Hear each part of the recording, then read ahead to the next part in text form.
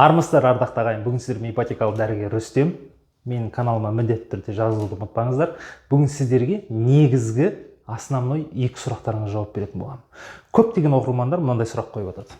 Үй алу үшін прописка керек па? Немесе ипотека рәсімдеген кезде менің ай сайынғы төлеп жатқан кредиттерім кедергі бола ма?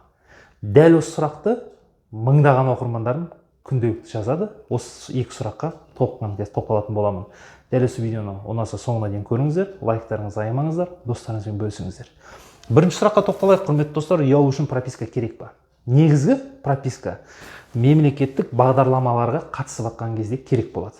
Ал бізде мемлекеттік бағдарлама Қазақстан Республикасында қандай? Әрине, нұрлы жер, шаңырақ, бақытты отбасы.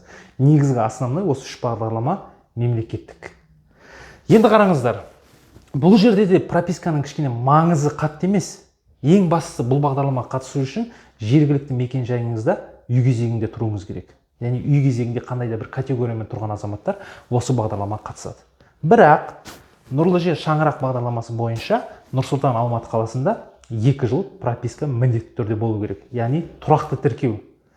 Ал Нұр-Сұлтан, Алматы және Шымкент қалаларында пропискаға үй кезегінде тұру үшін 3 жыл прописка талап етіледі. Енді бұл жайында сіздерге толыққанды видеолар менің каналымда бар. Нұрлы жер, шаңырақ, бақытты отбасы, толыққанды талаптар, шарттар, ол жайында айтқам, ол видеоларды толыққанды көп шықсаңыздар болады. Енді қараңыздар, егер сіз нарықтық бағдарламаға қатысып жатқан кезде, ол 7-20-25 болсын, баспана хит болсын, ұмай әйелдер ипотекасы 36%-бен, немесе 50-50-мен отбасы банк арқылы, Сбербанк арқылы льготный ипотека, стандартный ипотека, сол жайында бағдарламамен үй алатын болсаңыздар, прописка керек емес. Түсіндіңіздер да? Нарықтық бағдарламада прописка керек емес. Екінші сұрақ. Ипотека рәсімдегенде кредит кедергі бола ма? Мынандай ұғым бар, доход, расход деген. Яғни табыс шығыс. Сіздің ең бірінші соңғы 6 айдың табысыңызды іріктейді. Соңғы 6 айдан ортақ табыс шығарады.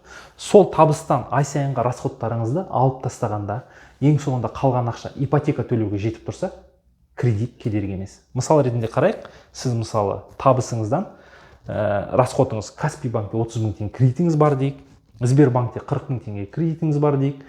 Сонымен қатар әр өңірге байланысты күнкөріс деңгейі деген болады. Өмір сүру үшін адамға керекті ақша 10 МРП және 15 МРП. 2021 жылғы 1 МРП ол 2917 теңгені құрайды. Яғни өздеріңіз шығарып аласыздар. Мысалы, сіздің доходыңыздан осы расходтарды алып тастағанда, қолыңызға қалған ақша ай сайынғы ипотека төлеуге жетіп тұрса, онда сіздің кредитіңіз кедергі емес. Ал егер жетпей қалса, сізде екі вариант бар. Біреусі банк менеджер айтады, мына кредиттерді жабыңыз дейді. Осы кредиттерді жапсаңыз, доходыңыз жетіп тұрса, окей, займ рәсімдейсіз ипотеканы. Ал егер бұл кредитті жабуға сіздің шамаңыз келмесе, артық ақшаңыз жоқ болса, онда сізге созойемшік немесе кепіл болатын, гарант болатын адам керек болады.